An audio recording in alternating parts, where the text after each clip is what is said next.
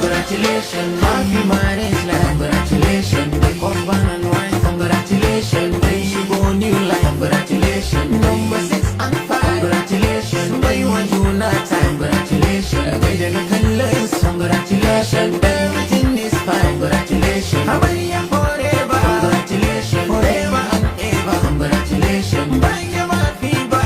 Insha Allah we irba ba. Samu miji kamar wannan amarya ya fi a bakiran toba. Amarya ya fi a bakiran toba. Oshi.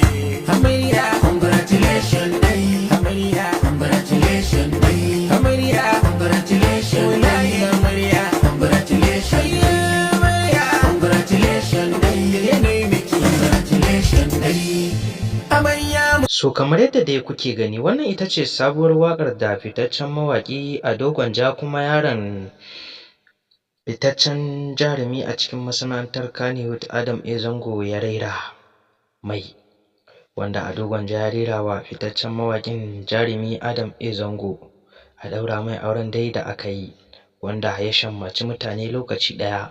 Aka hangi wasu faifan bidiyoyi da kuma sanarwa da ta fito a sauran kafafen social media na bayyana cewa jarumin Adam A Zango ya yi aure kuma da wata fitacciyar jaruma mai tasowa a cikin masana'antar ta Kannywood ya samu ya yi da ita.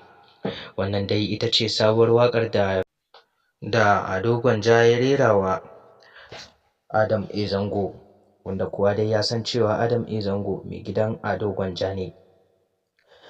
Adam A Zango ya shammaci mutane kuma yana yi wa mutane fatan alkhairi da duk waɗanda suke mai fatan alkhairi. Allah ya kawo zaman lafiya a auren nasu tsakaninsa da wannan fitacciyar jaruma, ko kuma in ce wata ƙaramar jaruma mai tasowa a cikin masana'antar ta Kannywood wadda aka fi sani da Maimuna. An ɗaura auren ne a jiya, wanda kuma da dama daga cikin mutane suna ta bayyana ra'ayoyinsu a kan wannan aure. Da dama daga cikin mutane ko in ce masoyan fitaccen jarumin Adam A Zango suna ta mai fatan alkhairi da fatan Allah ya kawo zaman lafiya a wannan aure nasu. Adam A Zango ya burge mutane da yawa, dan da dama daga cikin mutane suna nan suna ta cewa da ma irin haka ya kamata a ce 'yan masana'antar ta Kano su dinga koyi da irin waɗannan halaye. Kamar yadda dai kuke gani a satin da ya gabata aka hangi wani faifan bidiyo yana bayyana cewa fitacciyar jaruma a cikin masana'antar ta Kano ta Rahama Sadau ita ma ta yi aure. To hakan dai ya fi sauƙi.